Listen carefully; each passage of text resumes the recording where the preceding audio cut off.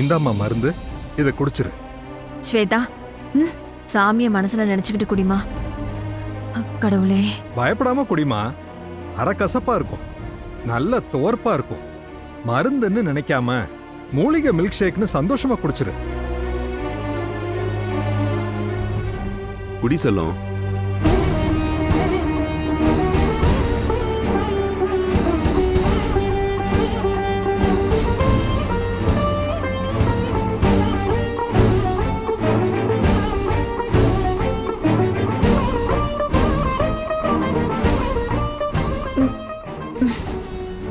அவ்வளவுதாம்மா.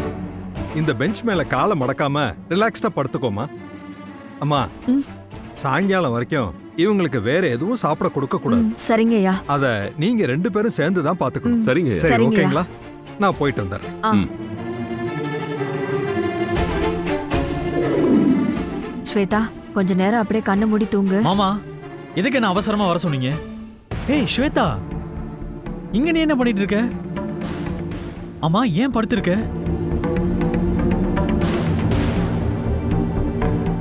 மாப்ள, ட்ரீட்மெண்ட் ஸ்வேதாக்கு தான். ஏன் ஸ்வேதா உடம்புக்கு என்ன? நீங்க பதறாதீங்க. அவ உடம்புக்கு ஒண்ணும் இல்ல. நம்ம எல்லார விட அவ நல்லா இருக்கா. அப்புறம் எதுக்கு அத்தா இவளுக்கு ட்ரீட்மெண்ட்? மாப்ள, அது உங்களுக்கு விவரமா சொல்றேன். அதுக்கு முன்னாடி உங்ககிட்ட நான் மன்னிப்பு கேட்டுக்கிறேன்.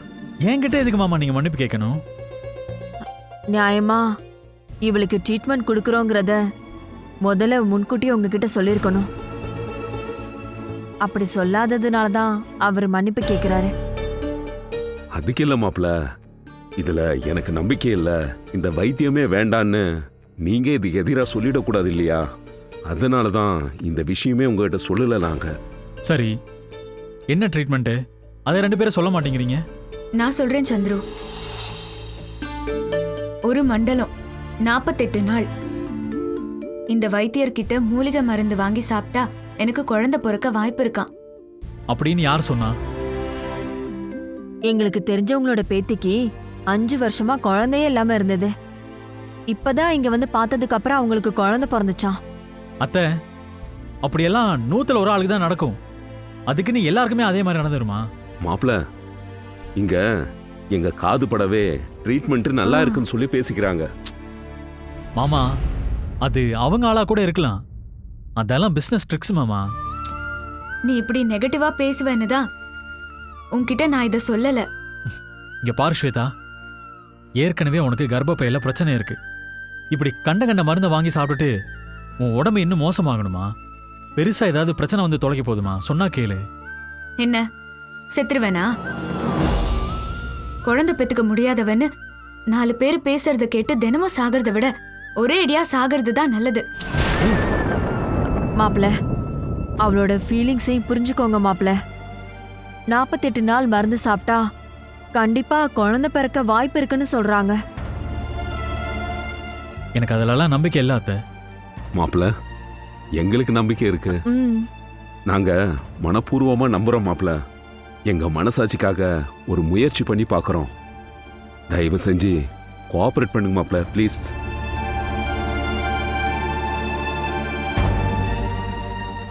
சரி, எது என்னவோ உங்க விருப்பம் போலவே நடக்கட்டும்.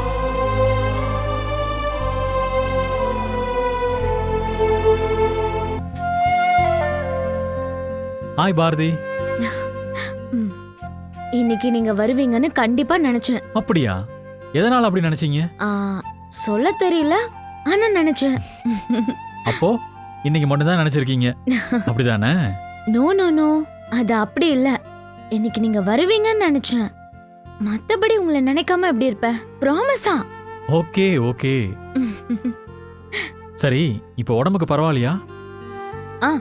இப்ப என்னால 1 hour வாக்கிங் போக முடியும். அந்த அளவுக்கு நான் தயாராயிட்டேன். ஆனா கம்பெனிக்கு தான் நீங்க இல்ல. இந்தாங்க மேடம். வணக்கம் சார். தோ இவங்க இருக்காங்களே, இவங்க கூட போலாமே. உங்க பேரு? ரேணுகா சார். ஓ, ரேணுகாவா? எப்படி இவங்களை நல்லா பாத்துக்கிறீங்களா? அவங்க கிட்டே கேளுங்க சார். சொல்லுங்க மேடம். சந்துரு, அவங்க என்ன நல்லாவே பாத்துக்கிறாங்க. எனக்கு ரொம்ப கம்ஃபர்டபுளா இருக்கு. சார் நீங்க ஏதாவது சாப்பிடுறீங்களா? இல்ல இல்ல எனக்கு எதுவும் வேணாம், நான் இப்ப கிளம்பிடுவேன். Okay sir. ஆ, ஆமா சந்துரு, ஸ்வேதா உடம்புக்கு என்ன? ஆ, உண்மையை சொல்லலாமா? ஸ்வேதா என்ன சொல்லியிருப்பா? ஆ, ஆ, ஸ்வேதா உங்ககிட்ட என்ன சொன்னா? உடம்பு அனிமிக்கா இருக்கு, பாடி வீக்னஸ்னு சொன்னா. ஆ ஆ அதேதான். ஒரு சித்த வைத்தியர்கிட்ட மருந்து வாங்கி சாப்பிட்டுட்டு இருக்கா. சரி, அவங்கள நல்லா பாத்துக்கோங்க. ம். என்ன பாத்துக்கிறதுக்கு ரேணுகா இருக்காங்க.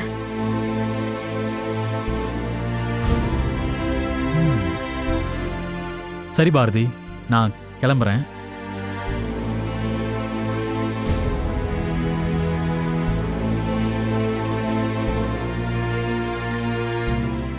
என்ன பாரதி, ஒண்ணுமே பேசாம இருந்த அப்படி?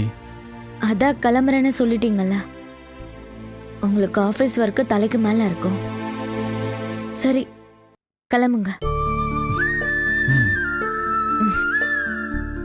என்ன சார் அதுக்குள்ள கிளம்பிட்டீங்க? அர்ஜென்ட்டா ஒரு வேலை இருக்கு, அதான். முன்னெல்லாம் நான் தான் இவங்களை அடிக்கடி பார்த்துப்பேன். இப்ப என் இடத்துல இருந்து நீங்க தான் பொறுப்பா பார்த்துக்கணும். சார் நீங்க எப்படி இவங்களை கவனிச்சுப்பீங்களோ அதை விட ஒரு படி மேல கவனிச்சுக்கிறேன், போதுமா? அது போதுங்க. சரி, நான் வரேன். ம்.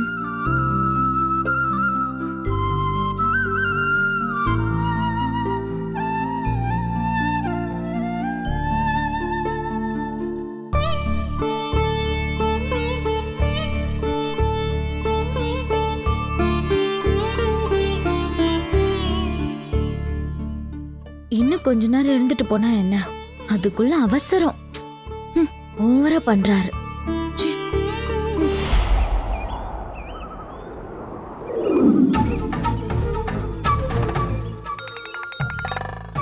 மா, சூர்யா, ஐஷு இருக்கிற இடம் தெரிஞ்சிருச்சுடா. அவளை நாங்க பாத்துட்டோம். சூப்பர்மா. ராணி ஆண்டி சொன்னது கரெக்டா ஆயிடுச்சு பாருங்களேன். சரி, அவளை உங்க ரூமுக்கு கூட்டிட்டு வந்துட்டீங்களா? இல்லடா, எவ்வளவோ சொல்லியும் அவ எங்க கூட வரமாட்டேன்னு சொல்லிட்டா. பிடிவாதக்காரி. என்னம்மா சொல்றீங்க? கண்ணில் பார்த்தும் அவளை அங்கேயே விட்டுட்டு வந்துட்டீங்களா? வரமாட்டேன்னு சொல்லும் போது கட்டி போட்டா கூட்டிட்டு வர முடியும்? தனியா ஒண்டியா அவ இருந்து என்னம்மா பண்ணுவா? ஆ, அவ எங்க தனியா இருக்கா? அவ கூட தான் மாயா இருக்காளே. என்னம்மா சொல்றீங்க? ஆமாண்டா, சென்னையில இருந்து அவளை இங்க கூட்டிட்டு வந்ததே மாயாதான். நம்ம ஐஷுக்கு ஏது இவ்ளோ தைரியம்? அவ பின்னாடி யாரோ இருக்காங்கன்னு நம்ம பேசிக்கிட்டோம்ல, அது வேற யாரும் இல்ல, அந்த மாயாதான். சரிம்மா, மாயா எதுக்கு இங்க கூட்டிட்டு வந்தாங்க?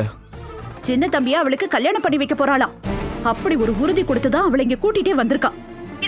இத நம்ம ஐஷுவே என்கிட்ட சொல்றாடா. சித்தி எனக்கும் சின்ன தம்பிக்கும் கல்யாணம் பண்ணி வைக்க போறாங்கன்னு நம்பிக்கையா சொல்லிட்டு இருக்கா. என்னம்மா இது பைத்தியக்காரத்தனமா இருக்கு? அது எப்படிம்மா முடியும்? நாளைக்கு காலையில மல்லிக்கும் சின்ன தம்பிக்கும் கல்யாணமா? ஏற்பாடுலாம் இங்க மும்பரமா நடந்துட்டு இருக்கு. அவளை ஏன் சின்ன தம்பிய கல்யாண வேலையெல்லாம் இழுத்து போட்டு பண்ணிட்டு இருக்கான். கல்யாணத்துல நாளைக்கு முத்துப்பாண்டியோட ஊர் ஜனங்க சொந்தக்காரங்கன்னு கூட்டம் ஜே ஜேன்னு இருக்க போகுது. இதுல எப்படிமா மாயா சின்ன தம்பிக்கும் ஐஷுக்கும் எப்படிமா கல்யாணம் பண்ணி வைப்பாங்க? மாயா தான் அப்படி சொல்றாங்கன்னா ஐஷுவும் அவங்கள நம்பி கூட வந்திருக்கா பாருங்க. அவ்வளவு சொல்லணும். நீயும் நானும் தானே அப்படி பேசிட்டு இருக்கோம். ஆனா நம்ம ஐஷு என்னமோ சின்ன தம்பி இப்பவே வந்து அவ கழுத்துல தாலி கட்ட போற மாதிரி எல்லாம் பேசிட்டு இருக்கா. அவ்வளவு நம்பிக்கை அவன் மேல. இதெல்லாம் எங்க போய் முடிய போகுதுன்னு எனக்கு தெரியல. வீணா கவலைப்பட்டுட்டு இருக்க வேண்டாம். நாளைக்கு என்ன பண்றதுன்னு நைட்டு பேசுவோம். சரி.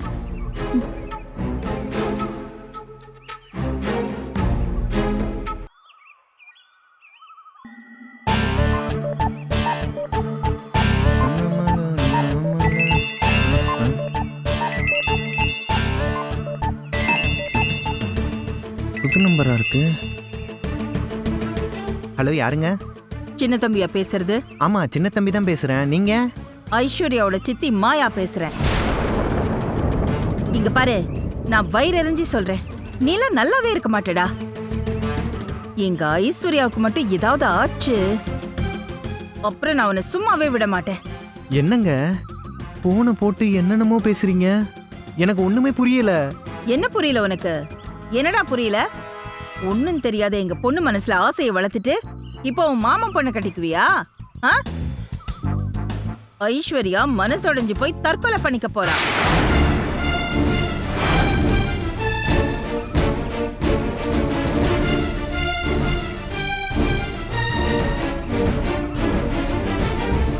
இத பாரு சின்ன தம்பி, மத்த யார் சொன்னாலும் அவ கேட்க மாட்டா. யாராலையும் அவளை தடுத்து நிறுத்த முடியாது. உன்னால மட்டும்தான் அவளை காப்பாத்த முடியும். ஒருவேளை உனக்கு அவ மேல உண்மையிலேயே அன்பு இருந்தா, காதல் இருந்தா, அவளை போய் காப்பாத்து சின்ன தம்பி, போ.